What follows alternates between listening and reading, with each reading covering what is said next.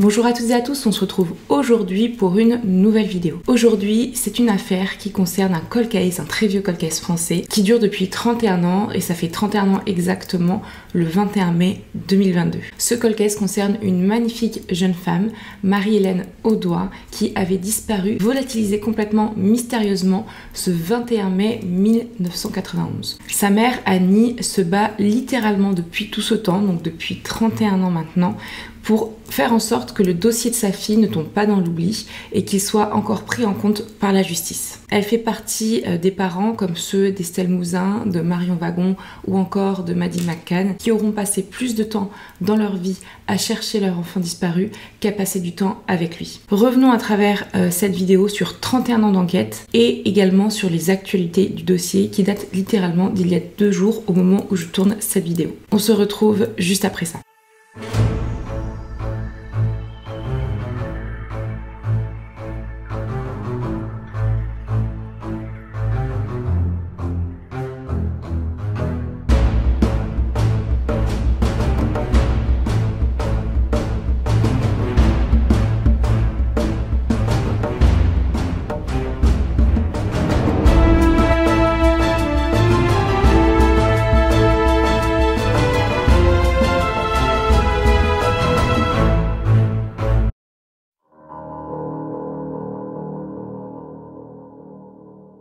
On est en 1991, on se retrouve au niveau de la Côte d'Azur et on y retrouve notre belle Marie-Hélène Audois qui elle vient d'Antibes. Au moment de sa disparition, donc en 1991, elle habitait à Cagnes-sur-Mer. Elle habitait d'ailleurs proche de la mer dans un immeuble d'une résidence qui s'appelle la résidence Le Lido et elle y habitait avec son petit ami Steven qu'elle connaît depuis un bon moment maintenant, depuis le lycée exactement. Au moment de sa disparition d'ailleurs, Marie-Hélène avait 22 ans. Elle était brune avec des yeux verts. Elle est très indépendante. Elle est représentante commerciale en produits pharmaceutiques en officine, donc elle fait le tour des pharmacies pour vendre ses produits pharmaceutiques. Et elle fait ça à travers toute la région et d'ailleurs pour ce faire, elle a une voiture de fonction qui dans cette histoire va être très importante. C'était une Renault Super 5 blanche, modèle très répandu à l'époque et elle est immatriculée 5023 VD 92. Immatriculée dans les Hauts-de-Seine, mais c'est normal, comme je vous disais, c'est un véhicule de fonction. Au niveau familial, Marie-Hélène a un frère et une sœur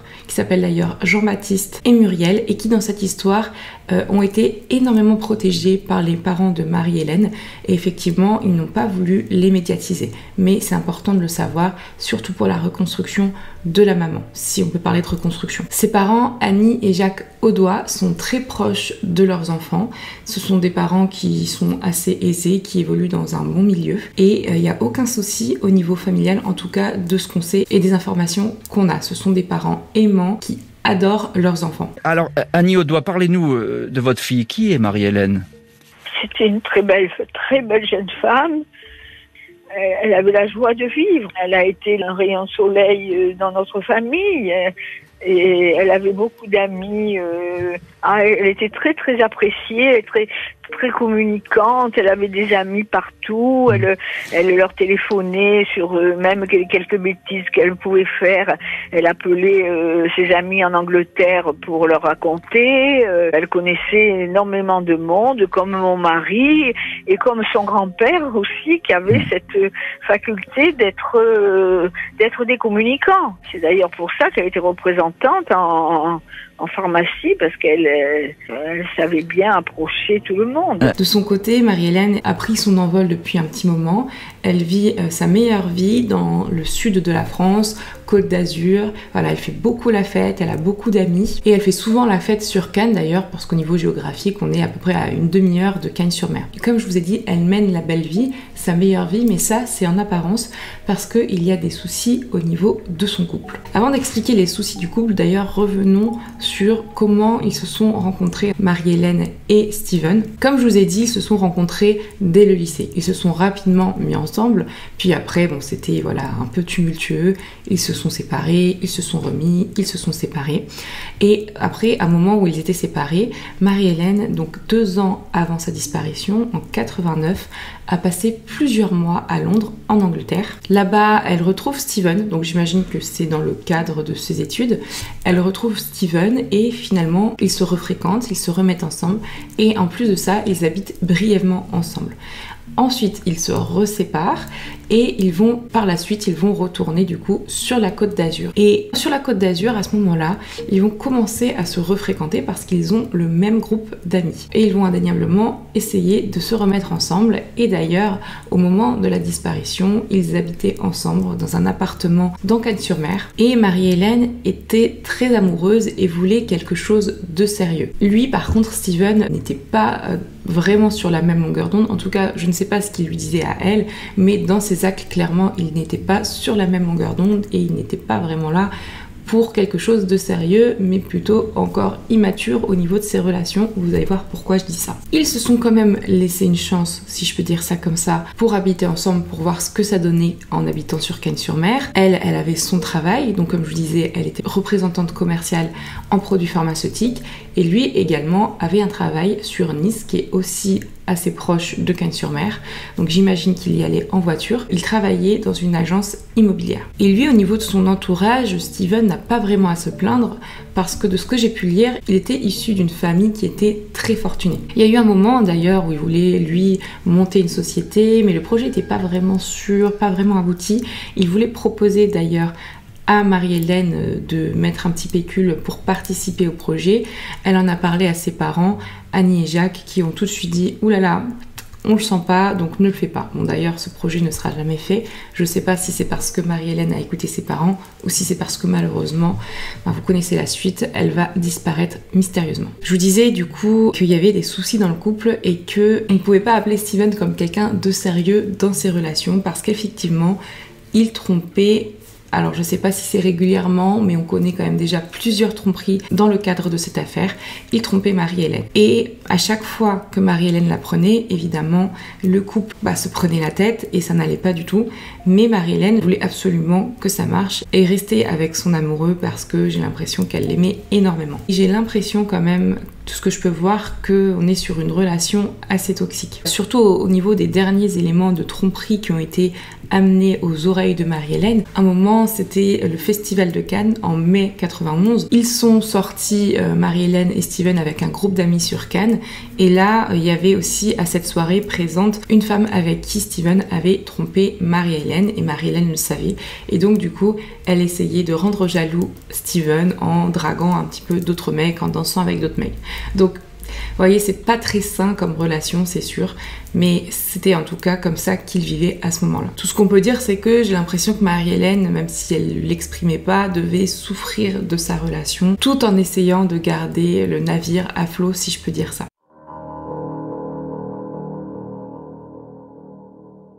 Nous arrivons au jour fatidique de sa disparition. On est le mardi 21 mai 1991. Rapidement, pour recontextualiser chronologiquement les faits, on va essayer déjà d'avoir des éléments de temporalité. Là, on était un mardi, la veille c'était le lundi de Pentecôte, donc la fin d'un long week-end, et en plus de ça, c'était la fin du festival de Cannes 1991, édition 47 je crois, je vous le mets là, et donc il y avait eu beaucoup d'effervescence sur Cannes, beaucoup de sorties.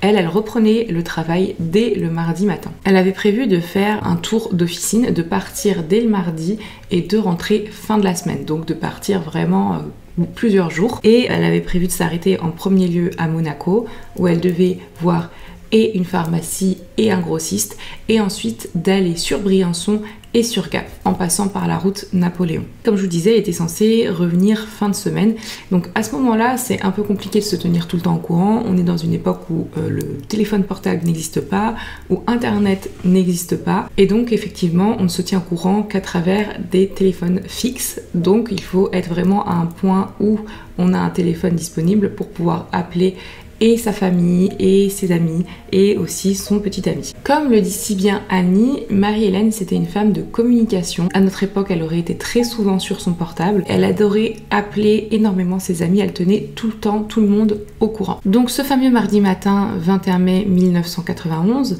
elle va très tôt le matin aller mettre de l'essence dans sa voiture. Elle le fait à 8h46 du matin. Ensuite, elle part pas directement sur Monaco, elle repasse par chez elle, donc dans son appartement où elle vit avec Steven, et là, elle va passer un coup de fil à une amie d'une vingtaine de minutes. Ensuite, ce qu'elle fait, c'est qu'elle va, selon les dires de Steven, partir vers 9h15, 9h30. Lui va l'accompagner jusqu'à sa voiture en portant sa valise. Ce jour-là, au niveau de comment elle était habillée, elle avait une jupe longue cacharel noire, une veste noire également, donc elle est habillée tout en noir, et également des collants noirs. Elle part de Cannes-sur-Mer, elle arrive sur Monaco. Elle va à la pharmacie, elle fait ce qu'elle a à faire, elle fait son travail, elle rencontre le pharmacien, elle rencontre la préparatrice en pharmacie et lui doit lui donner un chèque d'une valeur de 5000 francs si je me trompe pas. Mais à ce moment-là, au moment où elle passe, l'enveloppe n'est pas encore prête. Donc le pharmacien lui dit repasse après parce qu'elle devait, je vous le disais, aller chez un grossiste juste après, repasse après puis je te donnerai l'enveloppe. Elle va chez le grossiste, elle revient finalement et le pharmacien n'est pas là, l'enveloppe n'est toujours pas prête. Bon, c'est pas très grave. Marie-Hélène va laisser un petit mot griffonné. Je repasse la semaine prochaine, bisous, et elle signe Marie-Hélène. Et puis à ce moment-là, elle repart. Selon la préparatrice en pharmacie, elle s'en va vers 14h15. Et elle explique d'ailleurs à cette préparatrice que elle a même pas eu le temps de manger et qu'elle a énormément de route. Effectivement, j'ai regardé pour aller à Gap, qui à mon avis, parce qu'elle devait aller à Gap et Briançon, était une de ses premières étapes, il fallait au moins 3h30. Et alors après, je sais même pas si c'était plus long parce que la route était sinueuse. Très importante aussi, c'est comme je le disais, la route Napoléon, qui est connue justement pour avoir des virages étroits, pour être à flanc de montagne des fois. Mais en tout cas, c'est la dernière preuve formelle, donc et le petit mot griffonné et aussi la préparatrice en pharmacie qui l'aura formellement vu quitter cette officine à 14h15, c'est la dernière preuve formelle d'un passage de Marie-Hélène quelque part. Comme je vous disais, Marie-Hélène avait l'habitude de téléphoner à tout le monde et notamment quand elle était en déplacement, elle appelait tous les jours son patron pour le tenir au courant. Et puis là, le patron commence rapidement à s'inquiéter parce qu'au bout de 48 heures, donc là on doit être le jeudi 23 mai, il n'a toujours pas de nouvelles de Marie-Hélène. Donc c'est lui qui va appeler au domicile de Marie-Hélène parce que comme je vous disais, pas le choix, il n'y a pas de portable, domicile où vit, je vous le rappelle, Steven. Il va appeler, Steven ne répond pas, apparemment il n'est pas tout de suite là, il laisse des messages et Steven va lui écouter ces messages au moment où il s'aperçoit qu'on lui a laissé des messages. Apparemment, ce qu'il dit, c'est que les messages disent « je m'inquiète, tu fais quoi? J'ai pas de nouvelles ». Donc très rapidement, lui qui a reçu ces messages, il va appeler les parents et il tombe sur la mère, donc Annie Audois. Il lui dit « voilà, ils ont laissé ces messages, je suis inquiet. Est-ce que vous avez eu des nouvelles? Moi, j'en ai pas eu en tout cas. » Annie lui dit « non, on n'a pas eu de nouvelles. Garde bien précieusement ces messages, surtout ne les efface pas. Et moi, je vais essayer d'appeler de mon côté les hôtels. » Donc c'est ce qu'elle fait.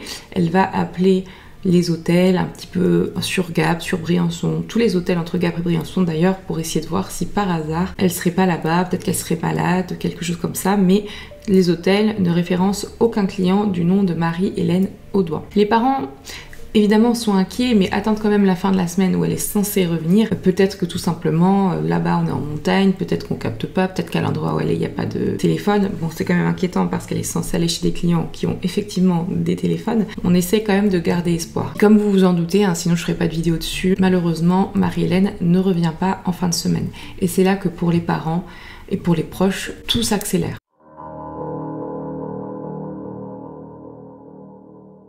Les parents appellent tout le monde, ses amis, les proches, le petit ami, le travail.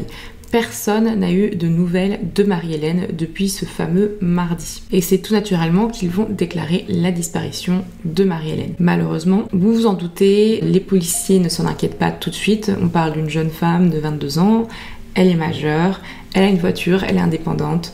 Peut-être que tout simplement, elle a fait une fugue amoureuse. Attendons un petit peu avant de voir si vraiment c'est inquiétant. Malheureusement, et vous le savez très bien, les premières heures de disparition sont les plus importantes et c'est là qu'on a le plus de chances de retrouver une personne en vie. surtout si la personne a fait un accident de la route. Et là, on n'est déjà pas plusieurs heures après la disparition, parce que personne n'a eu de nouvelles à partir du mardi. Et là, on est déjà le week-end, donc il y a quand même plusieurs jours après la disparition. Donc c'est d'autant plus inquiétant. Les parents, eux, croient pas du tout à la fugue amoureuse, ils connaissent bien leur fille, ils croient pas du tout non plus au fait qu'elle aurait pu mettre fin à ses jours. C'est pas du tout dans le tempérament de Marie-Hélène. Et malheureusement, aucune recherche, du coup, comme je vous disais, du côté de la police va être réalisée. Donc les parents vont tout prendre en main.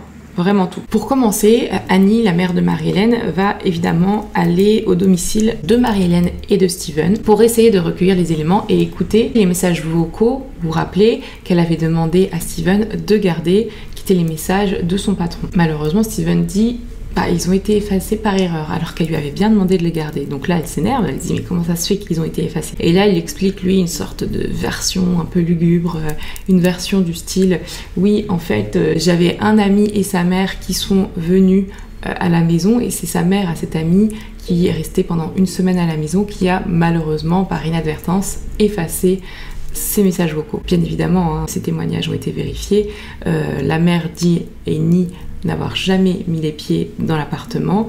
L'ami, lui, a dit être venu, mais seulement une journée après son voyage en Afrique, mais qu'il n'a pas touché à cette boîte vocale. Donc on ne sait pas pourquoi il n'y a plus ces messages vocaux. En tout cas, ce qu'elle remarque aussi, c'est que, elle va fouiller un petit peu. Elle trouve quoi? Elle trouve une veste noire qui pourrait correspondre à la veste que portait Marie-Hélène le jour de sa disparition. Donc est-ce que Marie-Hélène serait repassée par Cagnes-sur-Mer et par leur appartement avant de repartir? Je vous ai dit, les parents ne peuvent pas rester sans rien faire. Ils vont débourser de leur propre argent pour eux-mêmes financer leurs recherches. Ils financent la location de 3 hélicoptères qui vont faire des recherches de Monaco à Briançon et vont survoler toute la zone, toute la route Napoléon, cette fameuse route. Peut-être que leur fille a fait une sortie de route. La voiture blanche est peut-être visible du ciel, mais pas visible, vous savez, quand on est sur la route. Donc toute la zone va être explorée et malheureusement, avec les 3 hélicoptères, rien ne va être trouvé. Ensuite, ce qu'ils vont faire aussi, ils vont évidemment refaire tout le trajet qu'était censé faire Marie-Hélène en partant de Monaco en voiture, et ils vont s'arrêter très souvent. Ils vont essayer de voir s'il y a des traces d'accident, s'il y a un petit muret qui est cassé, s'il y a des traces de freinage, ou en tout cas sur le côté si on n'aperçoit une voiture, mais rien non plus de ce côté-là. Toutes ces recherches là opérationnelles, elles ont eu lieu une semaine après la disparition de Marie-Hélène, donc assez rapidement quand on sait que on s'est vraiment inquiété de la disparition le week-end. Jacques, le père de Marie-Hélène, était un passionné de montagne et lui il avait des amis qui étaient anciens parachutistes ou parachutistes encore en fonction, je ne sais pas, mais en tout cas qui connaissaient bien la montagne, qui étaient très forts physiquement. Il avait beaucoup d'amis aussi dans ce milieu-là. Ces amis vont aider le père à trouver une trace de Marie-Hélène ou même simplement sa voiture pour quand même qu'on commence à avoir une piste. Ça non plus, ça n'a rien donné. En plus de ça, il y a plein de points d'eau sur le long de la route Napoléon qui vont être sondés, qui vont être fouillés, et à chaque fois, ça ne va rien donner. Donc un peu plus d'espoir et derrière de déception pour la famille. Et le temps passe et le temps passe. Et c'est seulement 2 semaines après la disparition de Marie-Hélène que la disparition va être considérée comme inquiétante au niveau des autorités compétentes. 2 semaines, c'est très long. Mais malheureusement, on ne peut pas refaire le monde, donc c'est comme ça. À ce niveau-là, évidemment, ils s'inquiètent du fait qu'elle ne soit pas revenue. Ils se disent, c'est bizarre, les parents ont quand même commencé à faire des recherches et rien n'a été retrouvé.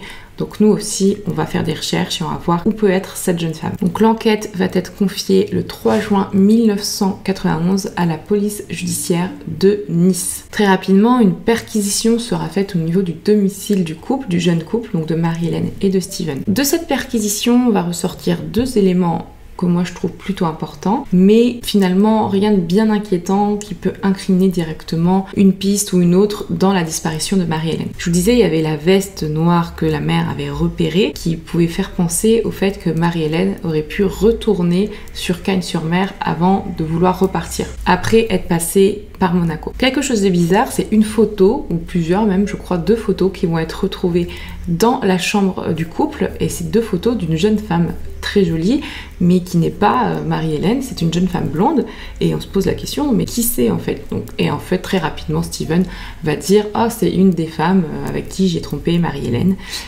Voilà, ce qui est bizarre, pourquoi ces 2 photos sont là? Pourquoi est-ce qu'elles sont présentes dans la chambre à coucher du couple? C'est quand même étrange, surtout que de ce qu'on sait, cette jeune femme qui était quand même une mannequin suédoise à l'époque, qui avait été connue pour quelques publicités, qui aussi avait tourné dans quelques films français et autres, je pense, mais qui n'était pas non plus une star internationale et très connue. En tout cas, elle était venue sur Cannes pour le Festival de Cannes, et c'était à une de ces soirées là pendant le Festival de Cannes qu'elle avait eu des relations sexuelles avec Steven. C'est bizarre du coup que lui garde ses photos, c'est sûr, surtout que normalement c'était pas une relation très sérieuse. Petit aparté, je suis allée retrouver ce Steven, évidemment je vous mettrai pas son nom sur Facebook, et effectivement il est encore ami avec cette femme avec qui il a trompé Marie-Hélène, donc qui s'appelle Gounia. Ils sont amis sur Facebook, donc c'est vrai que c'est étrange de garder ce type d'amitié quand ça rappelle des souvenirs de disparition comme ça. Mais bon, c'était la petite anecdote que je voulais préciser. Mis à part cet élément qui est quand même très étrange, il y a un autre élément très étrange qui va être retrouvé, en tout cas étrange pour moi, mais après on n'est pas dans le contexte du truc. On a retrouvé écrit en note les mensurations de Marie-Hélène. Pas d'explication là-dessus, on ne sait pas, mais en tout cas, important à noter aussi. Donc qu'est-ce qu'on fait derrière? On va regarder s'il y a eu des mouvements au niveau des comptes bancaires. Donc au niveau des comptes bancaires, on se rend compte que depuis la disparition, il n'y a eu aucun mouvement. Donc ça, c'est plutôt étrange quand même. Il y a eu quand même quelque chose, c'est-à-dire que Marie-Hélène, le jour de sa disparition, a fait un chèque à l'ordre de Steven d'une valeur de 500 francs. Sachant qu'à l'époque, bon, elle roulait pas non plus énormément sur l'or et que 500 francs c'était énorme. Je vous donnerai peut-être des explications à ça, mais je ne les ai pas, je vais pas vous mentir, à la fin de la vidéo dans la partie théorie. Bon, et malheureusement, le temps passe, aucune nouvelle de Marie-Hélène. Et là, c'est très inquiétant, c'est pas du tout le style de Marie-Hélène de partir sans donner aucune nouvelle. Donc évidemment, les avis de disparition sont distribués par milliers par la famille. La famille, dès qu'ils entendent peut-être que quelqu'un a vu quelque chose, ils se déplacent dans l'heure qui suivent, dans les heures qui suivent sur le lieu, même si c'est en Espagne où c'est super loin. Mais bon, dans tout ça, évidemment, Steven, qui est une des dernières personnes à avoir vu Marie-Hélène en vie, est interrogé par la police en tant que témoin. Ils revoient ensemble le déroulé de la journée, le planning de la journée, de ce qu'ils avaient prévu. C'est là qu'il leur dit oui, alors moi je l'ai accompagné à 9h15, 9h30 à sa voiture ce jour-là, et puis à partir de ce moment-là, je ne l'ai jamais revu. Il nie pas du tout que sa relation avec Marie-Hélène était tempétueuse, il nie pas non plus qu'il l'a trompée quelquefois, en tout cas sa relation avec cette Suédoise, il l'assume. Au niveau de son passé judiciaire, on apprend que de son temps adulte, il n'avait rien fait, mais dans son adolescence, il avait quand même quelques petits délits, notamment des cambriolages, des vols de motocycles. Rien, on va dire, de très alarmant dans le cadre d'une disparition, sauf quelque chose, on apprend quand même qu'en 82, donc à peu près 10 ans auparavant, avant la disparition de Marie-Hélène, il était déjà un témoin très important dans le cadre d'une autre disparition, dans la disparition d'un de ses très bons amis qui s'appelait John Bert. Une disparition malheureusement qui a toujours été d'actualité car John Bert n'a jamais été retrouvé. Pourtant, très jeune homme, si je dis pas de bêtises, 14 ans, il a disparu, lui et son vélo. Il aurait été aperçu juste avant sa disparition en train de parler à un jeune homme sur un motocycle. Donc j'ai pas réussi à faire le lien si c'était Steven ou pas, mais j'imagine que c'était peut-être lui qui avait été aperçu parlant avec son ami John Bert juste avant sa disparition, pour qu'il soit un témoin très important dans cette disparition. Mais en tout cas, il n'a jamais été inquiété, même si au niveau des explications qu'il avait données, c'était un peu bancal et qu'il n'avait jamais la même explication, la même version. Après, c'est quand même assez étrange d'avoir été un témoin principal, une des dernières personnes à avoir vu une personne disparue, qui est encore disparue aujourd'hui, et lui, ça a été deux en l'espace de 10 ans, donc c'est vrai que c'est soit une sacrée coïncidence, soit c'est un peu suspect, mais bon, on ne peut rien dire, là c'est que des suppositions. Puis vous en doutez, le temps passe, Marie-Hélène et sa voiture, pourtant blanche, avec l'immatriculation connue, n'ont jamais été retrouvées. La famille ne va jamais rien lâcher et continuer ses investigations. Ils n'ont jamais baissé les bras, puis j'ai l'impression que eux, c'était le combat de leur vie, puis c'est pas qu'une impression, c'est ce qu'ils disent, c'était le combat de leur vie, et ça est toujours pour Annie aujourd'hui. Par exemple, je vous disais, ils se déplaçaient dès qu'ils avaient peut-être une potentielle piste quelque part. On avait parlé du fait qu'on avait peut-être vu Marie-Hélène dans une station balnéaire sur la Costa Brava en train de faire la fête ou quoi que ce soit. Qu'est-ce qu'ils ont fait eux? Ils ont pris leur voiture, ils se sont déplacés directement. Quelques heures après avoir été avisés de ce témoignage, ils sont allés sur place, ils ont déposé des avis de disparition partout. Malheureusement, ils se sont rendus compte que ce n'était pas leur fille. Mais voilà, ils étaient vraiment à l'affût de la moindre piste, de la moindre possibilité. Ils vont même jusqu'à acheter un sonar pour pouvoir examiner un lac, par exemple le lac de Castillon au pied d'un tunnel. Je vous mets une photo ici un peu du style, d'ailleurs c'était un accident donc je trouvais important de voir que normalement il y a quand même des traces et que c'est quand même visible. En tout cas, ils ont fait des recherches au niveau du tunnel avec un sonar que eux-mêmes avaient acheté pour enlever ces pistes-là, la piste de l'accident, ils n'ont rien retrouvé. Pendant un petit moment, il va y avoir aucune nouvelle jusqu'à un coup de théâtre quand même, quelque chose qui vient appuyer le fait qu'on ait retrouvé sa veste, peut-être, potentiellement, la veste de Marie-Hélène dans son appartement et qui pourrait peut-être montrer qu'elle est repassée par Cannes-sur-Mer après avoir été sur Monaco. Il s'agit d'un témoignage d'un commerçant qui tient une sandwicherie. Il dit que ce jour-là, le jour de la disparition, il reconnaît avoir vu, enfin il est presque sûr en fait, avoir vu Marie-Hélène vers 14h30, 15h, 15h30, il sait pas trop, mais ça correspondrait au déplacement entre Monaco et Cannes-sur-Mer parce qu'il y a une trentaine de minutes et qu'elle est partie vers 14h15.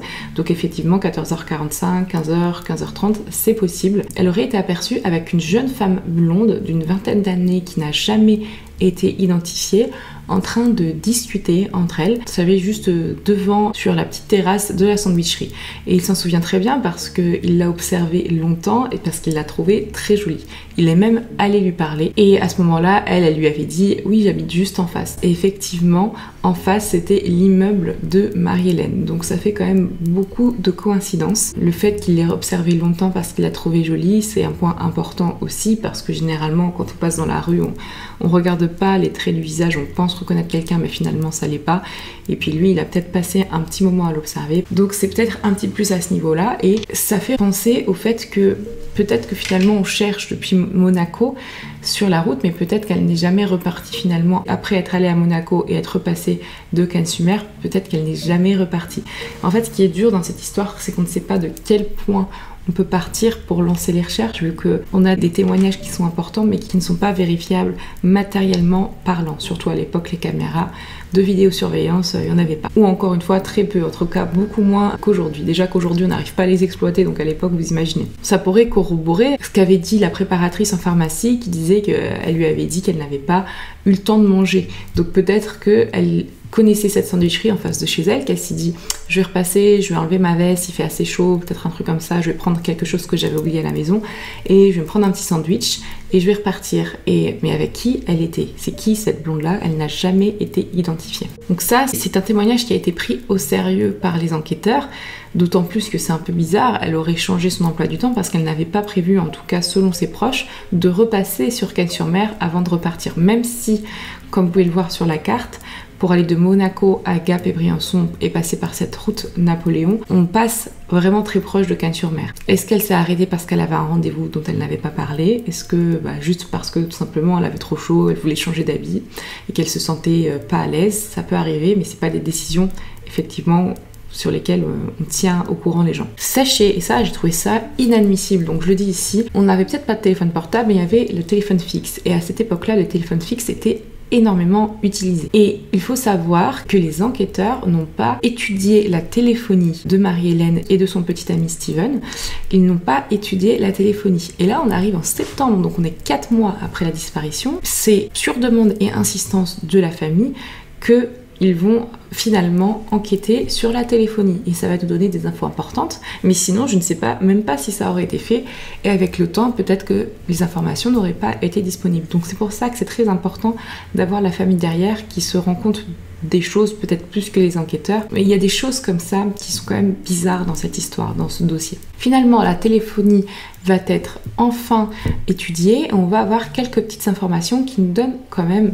certaines infos au niveau horaire, niveau appels qui ont été émis ou appels qui ont été reçus. Donc le fameux jour de la disparition de Marie-Hélène à 9h51, c'est là qu'elle va passer son appel, je vous l'avais dit, à son amie après être allée mettre de l'essence dans sa voiture. Elle va rentrer, passer son appel, il est 9h51 exactement et cet appel va durer une vingtaine de minutes. Donc elle va peut-être partir de chez elle vers 10h15, quelque chose comme ça. Bon, ce qui corrobore pas vraiment la version de Steven qui disait qu'il l'avait accompagnée à 9h15, 9h30. Après, je vois pas pourquoi il aurait trop menti là, ça impacte pas le fait qu'elle était sur Monaco derrière, mais c'est vrai qu'il s'est trompé à peu près de 3/4 d'heure, d'1 heure.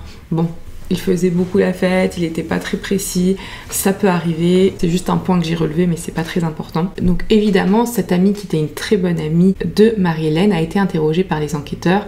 Et elle va leur dire, bof, pendant 20 minutes, on n'a pas dit grand-chose. C'est vrai qu'on a parlé de ses difficultés dans son couple en ce moment.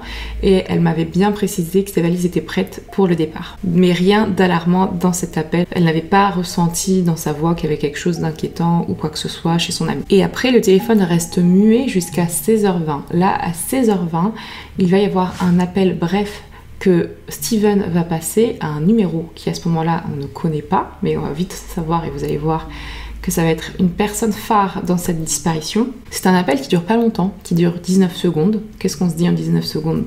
C'est bizarre. Les enquêteurs vont aller chercher à qui appartient ce numéro et on se rend compte que ce numéro appartient à une certaine Evelyne.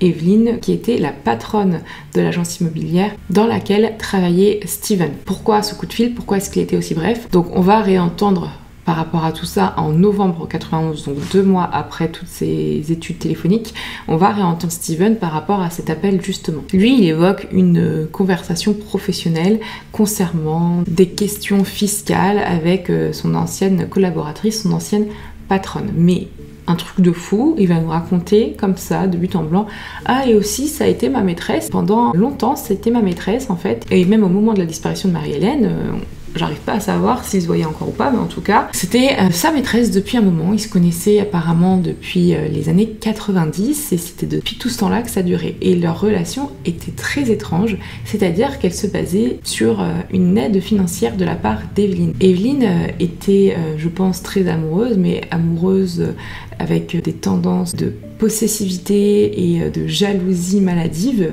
Et effectivement, je pense qu'elle essayait de garder ou d'acheter l'amour de Steven par de l'argent et donc elle lui payait une grande partie de son loyer pour son appartement et également elle lui payait des cadeaux, dont un des plus gros cadeaux qui est tout simplement une voiture de la marque Mercedes. C'était une femme avec un profil un peu différent des femmes qu'il fréquentait, de ce qu'on savait, donc elle avait 13-14 ans de plus que lui. Il va dire aussi que Marie-Hélène était au courant de cette relation et qu'évidemment ça faisait partie des tensions qu'il y avait dans leur couple. Également qu'Evelyne était très jalouse de Marie-Hélène. Non seulement elle était plus jeune qu'elle, donc peut-être que ça l'embêtait, elle était considérée également comme bien plus jolie qu'elle, Marie-Hélène, et en plus de ça, de ses apparences physiques, de la jeunesse, de la beauté, c'est elle qui habitait avec Steven et pourtant elle lui offrait pas autant de cadeaux, elle lui payait pas le loyer, la partie du loyer. Donc c'est vrai que c'est un peu spécial. Elle était très jalouse, elle voulait carrément lui prendre sa place et effectivement elle a fait des dingueries cette dame,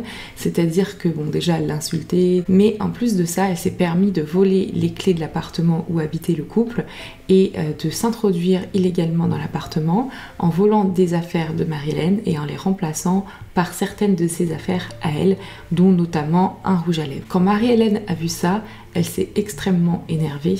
Elle est d'ailleurs allée sur le lieu de travail de Marie-Hélène et elle lui a fait un scandale. Donc effectivement, ça n'allait pas du tout. Il y a eu une grosse altercation. Steven est intervenu. Grand chevalier lui a dit à Evelyne de s'excuser auprès de Marie-Hélène. Ce qu'elle a fait en pleurs, donc elle l'a fait, ça a dû vraiment lui toucher son ego et tout ça là c'était peu avant la disparition de Marie-Hélène. Bon, apparemment ça s'est un peu calmé, même si Marie-Hélène a vu que ses pneus avaient été crevés. Elle n'a pas vraiment de doute sur la personne qui aurait pu faire ça, même si elle n'a pas de preuves formelles et concrètes. Evelyne n'a toujours pas, à partir de ce moment-là, été interrogée. On a simplement interrogé Steven, mais Evelyne ne sera pas interrogée. Les mois qui passent tranquillement. Pourtant, il y a quand même, je trouve, un alibi, notamment la jalousie. Peut être malheureusement un alibi pour certaines personnes pour se venger derrière.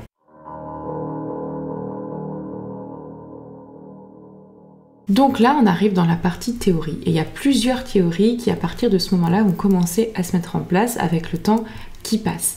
Évidemment, la première théorie auquel on a pensé, mais qui a rapidement été écartée, c'est la théorie accidentelle. Les enquêteurs ne sont pas partis sur cette théorie-là dans ce dossier, et c'est pour ça que vous allez voir que le dossier reste quand même ouvert très longtemps. Effectivement, on se dit, bon, si c'est un accident, c'est tragique, on va faire des fouilles, on va retrouver quelque chose. Malheureusement, on ne retrouve rien. Pourtant, il y a eu vraiment énormément de recherches qui ont été faites. Donc c'est déjà arrivé qu'on ne retrouve pas de corps ou qu'on ne retrouve pas la personne qui aurait disparu, mais là on cherche quand même une voiture qui n'a jamais été retrouvée. Puis à l'époque c'était une voiture blanche. Bon, il est vrai que le modèle était très répandu à l'époque, mais un modèle dans l'eau, un modèle accidenté sur le bord des routes, c'est différent. Déjà au niveau des rambardes, je me dis que s'il y avait des rambardes au moment où la voiture est sortie de route, on aurait dû voir, comme je peux vous le montrer en photo ici, une trace sur les rambardes effectivement, et peut-être la voiture en bas, donc qui est tombée, et malheureusement Marie-Hélène décédée sur le coup. En tout cas, on n'a rien retrouvé là-dessus. Moi je me dis peut-être, c'est pas inenvisageable que cette piste soit la bonne, peut-être tout simplement que Marie-Hélène, pour X ou Y raison, a voulu faire un détour quelque part, voir quelqu'un qu'elle connaissait, ou juste voir quelque chose, ou manger au restaurant, je sais pas. Peut-être qu'elle n'est pas passée par là où on pense qu'elle est passée, et qu'elle a fait un accident, et que personne ne l'a cherchée à ce niveau-là, et c'est peut-être pour ça que 31 ans après, on ne l'a pas retrouvée. J'avoue que j'y crois moyen, mais qu'on ne peut pas exclure complètement cette théorie. Il y a une piste très importante qui est ressortie 8 mois après la disparition. C'est un appel d'une commerçante, d'une vendeuse en boutique qui est très précis, qui va amener vers une piste qui va être suivie pendant très longtemps parce qu'il y a des détails qui ne trompaient pas. Effectivement, on ne peut pas en vouloir aux enquêteurs d'avoir travaillé sur cette piste, même si ça leur a fait perdre du temps, parce que les infos qu'on avait ont fait qu'on a même pensé que c'était la piste principale, et on parle de la piste du proxénétisme. Donc cette gérante de ce magasin de prêt-à-porter de Juan-les-Pins, donc qui est pas très loin, qui a une trentaine de minutes également de Cannes-sur-Mer, en juillet, elle avait la date exacte mais nous on l'a pas, elle a en juillet eu une visite très étrange qui l'a marquée, tellement qu'elle a tout gardé parce que c'était très étrange. Elle a vu un homme arriver avec 2 femmes, dont une des femmes où elle était sûre, ça lui a fait tilt quand elle a vu les avis de disparition, elle pensait que c'était Marie-Hélène, elle lui ressemblait en tout cas. Et ces 2 femmes avaient l'air droguées. Le mec qui se considérait un petit peu comme un mec, il appelait cette fille soit Marie, soit ma petite pute. Donc un homme très charmant encore une fois, et à ce moment-là elle est allée se changer parce que lui voulait lui acheter une robe qui était d'ailleurs kaki et rose, donc vous avez vu c'est très précis. Dans les cabines d'essayage elle a remarqué que au-dessus du sein gauche elle avait une brûlure de cigarette. Vous voyez, on a des détails très importants. La valeur de cette robe était de 2000 francs qui valait à l'époque un peu plus de 300 €. Quand ils sont repartis, les 3 personnes de la boutique, ils sont repartis dans un 4x4 assez atypique. C'était un modèle peu répandu à l'époque, et elle a noté la plaque. Donc pour vous dire à quel point c'était quelque chose qui l'avait perturbée à l'époque. Elle avait même gardé le ticket de caisse avec lequel on avait le numéro de la carte bleue dessus. Et ce qui fait qu'avec toutes ces informations données à la police va très rapidement remonter déjà de 1 au propriétaire du 4x4, qui est un fameux Claude. Claude qui apparemment avait été formellement reconnu par la vendeuse comme étant le gars qu'elle avait vu dans le magasin. Claude, effectivement, c'est lui qui possédait le 4x4 et il a quand même été mis en examen et écroué pendant 2 mois, donc il a fait 2 mois de prison avant d'être relâché faute de preuves. Ensuite, parallèlement, on a regardé le propriétaire de la carte bancaire qui était différent, qui n'était pas Claude, mais qui était un fameux Daniel. Donc Daniel, il est plus intéressant. Et en fait, on pense que la gérante du magasin a confondu les deux parce qu'ils se ressemblent énormément au niveau du physique. Lui, il a un profil assez inquiétant. C'est un homme d'origine suisse qui est venu s'installer sur la Côte d'Azur et qui a fait fortune dans l'import-export, donc il est extrêmement fortuné. Il a depuis peu fait l'acquisition d'un studio photo, également très important parce que c'est là qu'il ramenait les filles qu'il avait rencontrées. Il leur promettait, il disait que c'était un dénicheur de talent, donc il leur promettait monts et merveilles, des rôles dans le cinéma, des rôles de mannequin, mais derrière en fait apparemment il les droguait, il les faisait rentrer dans un réseau de proxénétisme ou quoi que ce soit. Il possédait à Saint-Raphaël 2 villas de luxe, dont une qui était la Villa Blanche, qui est importante parce qu'il y a un témoignage qui va vraiment faire en sorte que les enquêteurs vont croire que cette piste est la bonne. Un témoignage d'une championne de surf des neiges qui avait rencontré ce fameux homme d'affaires, ce fameux Daniel, en soirée dans une boîte à Cannes qui s'appelait l'Opéra.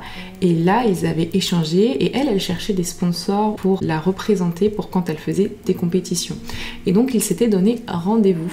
Il s'était donné rendez-vous chez Daniel, elle y allait et apparemment, elle a été droguée parce qu'elle ne se souvient de rien pendant les jours qui suivent. Elle se souvient s'être réveillée un jour, avoir repris conscience en maillot de bain dans une villa, dans la villa blanche du coup de Daniel, et il y avait des hommes qui passaient, qui repartaient, il y avait d'autres filles, bref c'était glauque. Et en fait, elle pense qu'elle était droguée et elle a réussi à s'échapper. Elle était à moitié nue quand elle s'est échappée. Elle a été prise en charge par un taxi et là, elle est allée directement faire des examens qui ont révélé effectivement des traces de stupéfiants et des traces de neuroleptiques. Alors, est-ce que là, on arrive à le relier de suite avec Marie-Hélène? Pas vraiment, mais on se dit...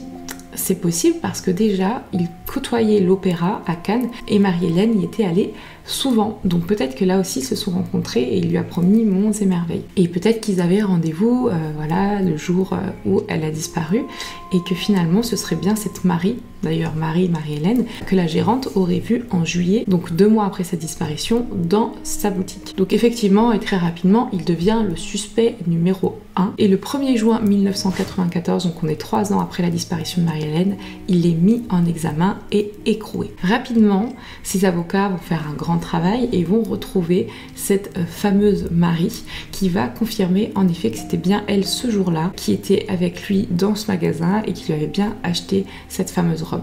Donc faute de preuves accablantes également, il a été relâché. Également apparemment il y aurait eu des informations qui auraient montré que le jour de la disparition, lui il était finalement dans un hôtel à Rome, donc rien à voir.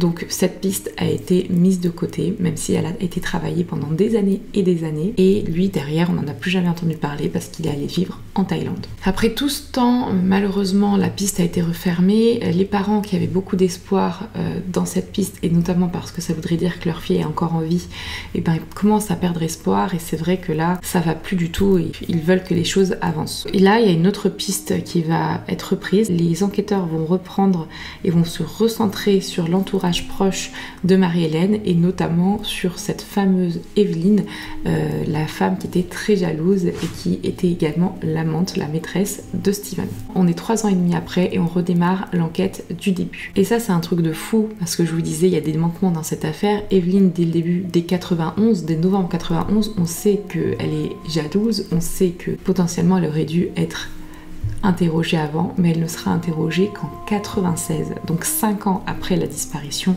de Marie-Hélène. C'est elle, du coup, à ce moment-là, vu qu'on n'a plus l'autre piste, qui vient devenir la suspecte numéro 1. Il y a eu des demandes de présentation en tant que témoin, tout ça. Elle ne s'est jamais présentée, donc la police, les enquêteurs ont dû l'accueillir à la sortie de Saint-Cébus pour aller la chercher. Donc elle a été interpellée à Nîmes le 21 mars 1996, retenez la date parce qu'on est quand même 5 ans après. Elle a un sacré caractère, elle a un sacré aplomb, elle va dire qu'elle n'a rien à voir, elle va effectivement dire oui c'est vrai, j'étais un peu jalouse, oui c'est vrai, je donnais de l'argent à Steven, en précisant, je cite, payer le loyer d'un appartement où vit ma rivale, c'est fort de café. Personne lui a demandé de payer en soi, mais je pense qu'il y avait un micmac d'argent entre les deux, quelque chose qui cachait quelque chose, c'était assez louche pour que elle doive faire ça. Peut-être que lui était au courant de quelque chose et que elle achetait son silence avec de l'argent. Evelyne, c'est vrai que c'est un sacré personnage, mais en même temps, elle a quand même trempé dans des affaires pas nettes. Effectivement, 3 ans auparavant, donc en 1993, elle était impliquée, elle avait été entendue pour l'affaire d'un Corse lié au grand banditisme et de son exécution dans un bar du 15e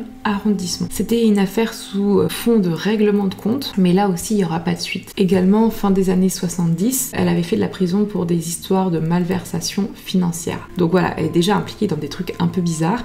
Et en plus de ça, il y a ses ex-compagnons qui ont été interrogés, qui disent clairement non mais elle était ultra jalouse, très possessive, elle a même insulté et agressé nos anciennes compagnonnes de l'époque, avec qui les compagnons les trompaient avec Evelyne, donc un peu le même schéma qu'avec Marie-Hélène. Malgré tous ces éléments, effectivement, bon, c'est vrai que c'est une personne spéciale, mais il n'y a rien qui la relie à la disparition concrètement de Marie-Hélène, donc la garde à vue sera terminée et elle va être relâchée. Là, on est 5 ans sans résultat et là, on commence vraiment à en avoir marre, donc la famille va demander que la police soit dessaisie au profit de la gendarmerie, ce qui va être accepté. Donc les gendarmes ne vont pas repartir du début, mais vont repartir sur la piste d'Evelyne, qui pour eux est la piste la plus probable.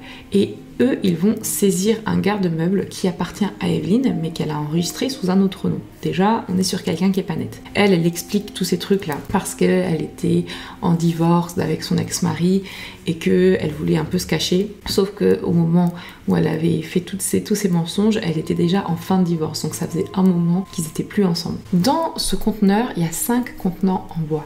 Il y a plein d'affaires, plein de papiers, mais ils vont retrouver l'agenda qui date de 1991. Quand ils vont ouvrir, ils vont voir que bizarrement, toutes les pages de mai 1991, donc l'époque de la disparition de Marie-Hélène, vont être arrachées. Ils vont les retrouver dans un autre conteneur en bois. Dans ce conteneur en bois, on va retrouver du coup ces pages chiffonnées. Donc notamment, on va retrouver la page du 21 mai 1991 qui correspond à la disparition de Marie-Hélène. Elle est surlignée 2 fois. Il y a une écriture qui dit aussi « n'en dis pas trop ». Et en plus de ça, il y a un rendez-vous noté, qui est un rendez-vous à midi pour manger au restaurant à Saint-Laurent-du-Var, qui est ultra proche de Cagnes-sur-Mer. C'est quand même très étrange, mais attendez, on ne va pas retrouver que ça. On va retrouver quoi d'autre? On va retrouver une coupure de presse concernant la disparition de Marie-Hélène. Enfin, on va retrouver plein d'extraits de comptes de l'année 1991, plein de talons de chèques, et on va se rendre compte que au moment de la disparition de Marie-Hélène, il y a beaucoup de mouvements sur le compte bancaire d'Evelyn qui ont été faits. Donc là, je vais lire pour être sûr de ne pas dire de bêtises. On observe le 21 mai que 10 000 francs liquides, l'équivalent d'environ 1500 € sont retirés. Puis, il y a un virement interne, donc je pense entre 2 comptes de Evelyn, qui ont été faits de 55 000 francs, soit plus de 8 300 €. Puis, dans la semaine de la disparition, plus de 200 000 francs ont été débités en plusieurs fois sur son compte, soit plus de 30 000 €. Et en plus de tout ça, il y a une incohérence aussi au niveau de son emploi du temps. Parce que, vous rappelez-vous, elle avait écrit qu'elle devait manger à Saint-Laurent-du-Var, très proche de Cagnes-sur-Mer, le 21 mai. Mais elle, quand on lui a demandé, elle disait que ce jour-là, le jour de la disparition, elle était sur Paris. Après, c'est pas parce qu'elle l'a noté que c'est exactement ce qui s'est passé, sauf qu'on retrouve quoi? On retrouve un reçu, une note qui montre bien qu'elle était à Saint-Laurent-du-Var, donc très près de Cagnes-sur-Mer, le jour de la disparition de Marie-Hélène. Ça fait quand même beaucoup. On commence à avoir de plus en plus de soupçons qui pèsent sur cette fameuse Evelyn. Et comme je vous parlais de l'argent, on sait qu'elle a viré plusieurs dizaines de milliers d'euros à plusieurs personnes différentes.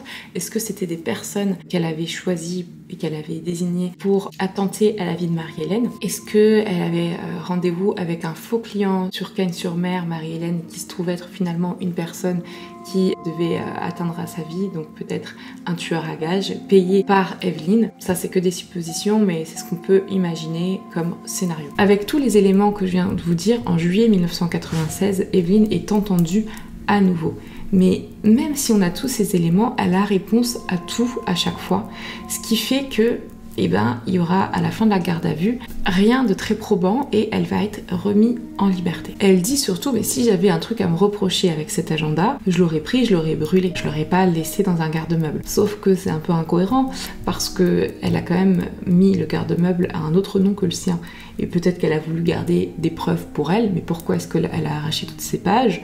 Pourquoi est-ce que le jour du 21 mai est surligné 2 fois? Pourquoi est-ce qu'il y a écrit « n'en dis pas trop » sur ces pages? C'est trop bizarre. Et après ça, donc là on est en 1996, il n'y a rien vraiment qui sera fait jusqu'en 1999 par rapport à l'enquête principale. Donc là on est 8 ans après la disparition de Marie-Hélène, ça commence à faire beaucoup et on est précisément le 15 juin 1999 et là les enquêteurs vont se dire bon, on va interroger en même temps au même moment et Steven et Evelyn et on va essayer de voir s'ils se contredisent sur des versions, peut-être que les deux sont reliés là-dedans et qu'ils se cachent et qu'ils se couvrent mutuellement. Puis après les avoir entendus, mis à part le fait que Steven descend complètement Evelyn en disant qu'elle est complètement folle, qu'elle était très parano, qu'elle était très jalouse, comme en essayant de mettre toute la faute sur elle, comme pour faire passer un message peut-être, ou peut-être se dédouaner. Mis à part ça, il n'y a rien de probant qui va ressortir de ça, et malheureusement, pas d'informations supplémentaires, ils ne seront pas mis en examen. Cette piste, la piste du tueur à gages, on y croit énormément, mais elle perd en substance d'année en année. Jusqu'à ce que, finalement, il y ait il y a un policier qui va recueillir de manière informelle un témoignage qui lui semble être important. Il recueille le témoignage d'un homme qui est incarcéré pour 2 meurtres, et il va dire qu'il était au courant d'un contrat qui avait dû être fait à Monaco, et plus précisément à Beau-Soleil, qui est je crois un quartier de Monaco. Il évoque qu'une des connaissances de son milieu a dû exécuter une personne et que cette personne serait très probablement Marie-Hélène et qu'il se serait débarrassé du corps dans la mer. Et lui, il a été sommé de confirmer ses dires dans un procès verbal, mais il n'a jamais voulu le faire par peur des représailles. Il y a des témoins qui sont entendus, des perquisitions qui sont organisées, mais cela ne débouche sur aucune preuve. Là, on est en mars 2016 et les enquêteurs tentent la dernière investigation, la dernière chose possible, même si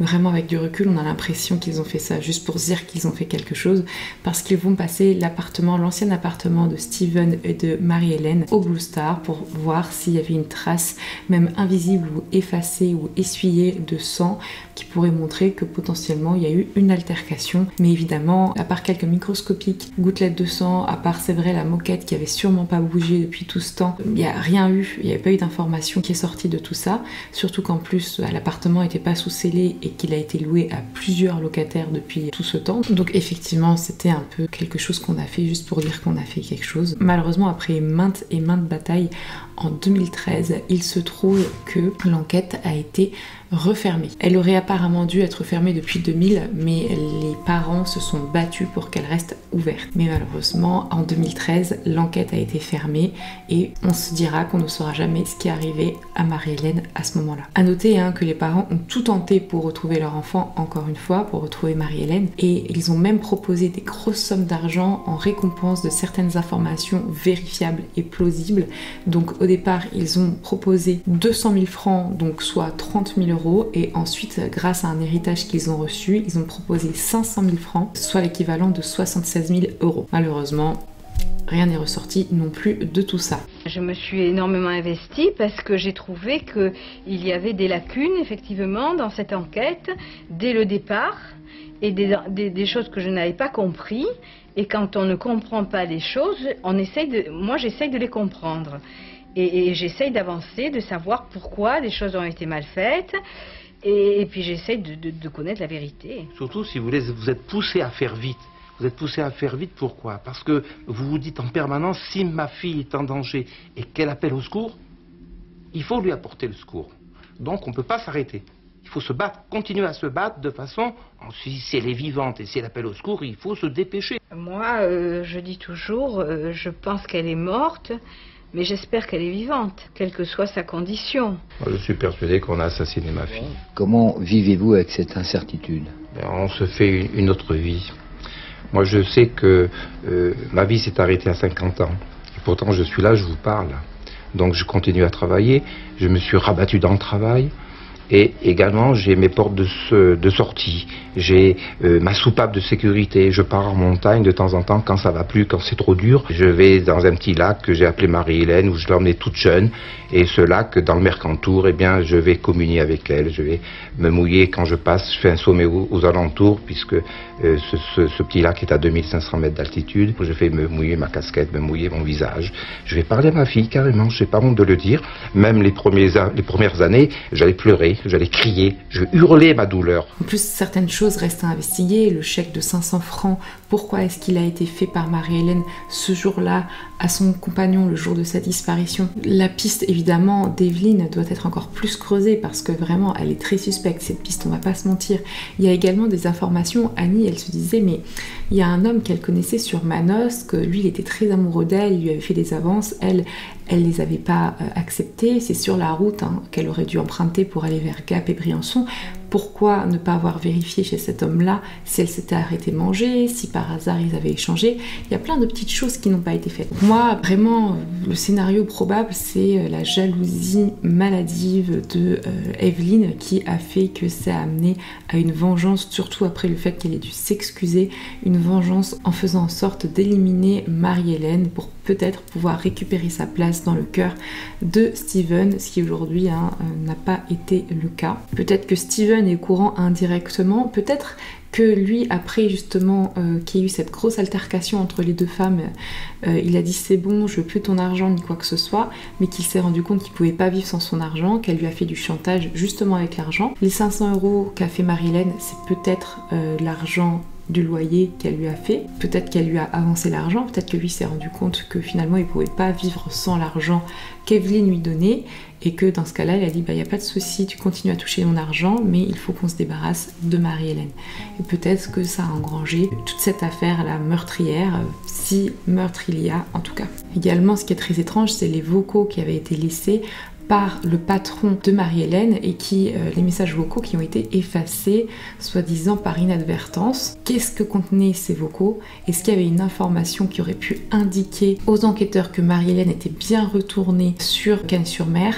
Est-ce qu'elle parlait d'un rendez-vous qu'elle devait peut-être avoir, et est-ce qu'il demandait si le rendez-vous avec cette personne s'était bien passé, et finalement c'était un faux rendez-vous, c'était avec un tueur à gages? Voilà, on ne sait pas pourquoi, bizarrement, ces vocaux n'ont pas été gardés. Également, il y a peu, il y a un homme qui a appelé Annie, donc la mère de Marie-Hélène, en lui annonçant que sa fille avait été enterrée sur Cagnes-sur-Mer. Elle s'est rendue au rendez-vous et malheureusement, cette personne ne s'est pas présentée. Donc je sais même pas si c'était vraiment un réel témoignage, mais en tout cas, ça fait mal au cœur parce qu'aujourd'hui, Annie, elle a plus de 70 ans. Et elle attend toujours de savoir ce qui est arrivé à sa fille. Je parle souvent d'Annie et vous voyez, je parle plus trop de son père parce que malheureusement, Jacques nous a quittés en mars 2011 des suites d'un cancer fulgurant. Il se sera battu jusqu'au bout, malheureusement sans savoir ce qui est arrivé à sa fille. Annie, la maman de Marie-Hélène, je l'ai contactée il y a pas longtemps, elle était inquiète parce qu'elle avait peur que la prescription arrive, elle avait peur que elle n'arrive jamais à faire réouvrir ce dossier. Sachez qu'il y a 2 jours, on a eu une super nouvelle. Ce dossier a été pris en charge par la cellule Cold Case, donc il va être réouvert. Il va y avoir des informations, des nouveaux éléments qui vont être étudiés. Donc c'est vraiment un relent d'espoir pour cette femme, Annie, qui n'a jamais baissé les bras depuis 31 ans maintenant. Et j'ai appris aussi hier que l'ADN enfin de Marie-Hélène va être inscrit au fichier national automatisé génétique, donc le FNEG, grâce à une dent de lait qu'avait conservé tout ce temps Annie, la maman de Marie-Hélène, grâce à laquelle on a pu extraire l'ADN et il va être enfin inscrit dans ce fichier national des empreintes génétiques. Aujourd'hui, elle en a rien à faire des sanctions que pourrait avoir la personne qui serait impliquée dans la disparition de sa fille. Elle veut juste retrouver sa fille, qu'elle ait une sépulture décente, et elle dit que quelqu'un sait obligatoirement quelque chose et que cette personne-là ou ces personnes-là devraient parler aujourd'hui pour qu'elle puisse enfin avoir une réponse de ce qui est arrivé à sa fille ce fameux mardi 21 mai 1991. Elle est toujours, elle existe au moins, j'espère, dans la conscience de ceux qui savent, pour qu'un jour ils arrivent à avoir le courage de dire la vérité. En espérant qu'ils parlent. Juste un petit quelque chose qui permette qu'on continue et qui fasse que sa maman trouve la paix. Son papa est parti sans savoir. Et ça fait mal. D'ailleurs, je vous mets, si vous avez des informations par hasard, si vous tombez sur cette vidéo, ici, n'hésitez pas à contacter ce numéro-là. C'est tout pour moi aujourd'hui, c'était une très longue vidéo, mais très nécessaire aussi pour être à jour sur toutes les informations de ce dossier. Sachez que Annie aujourd'hui se bat et qu'elle ne lâchera pas, et qu'en plus maintenant, le dossier est pris en charge par la cellule Cold Case, donc ça c'est vraiment une super avancée. Moi, je voulais remercier de mon côté mes enquêteurs de Londres qui m'ont vachement aidé sur Twitch quand on a travaillé ce dossier en live. D'ailleurs, c'est tous les lundis à 21h qu'on enquête sur un dossier pour lequel je fais une vidéo derrière, et on se retrouve aussi tous les jeudis à 20h30 pour un live plus relax. Également, donc cette vidéo normalement sort dimanche, j'espère pouvoir vous faire 2 vidéos la semaine prochaine, mais cette vidéo m'a énormément demandé de travail, donc on se retrouve très rapidement pour une nouvelle vidéo.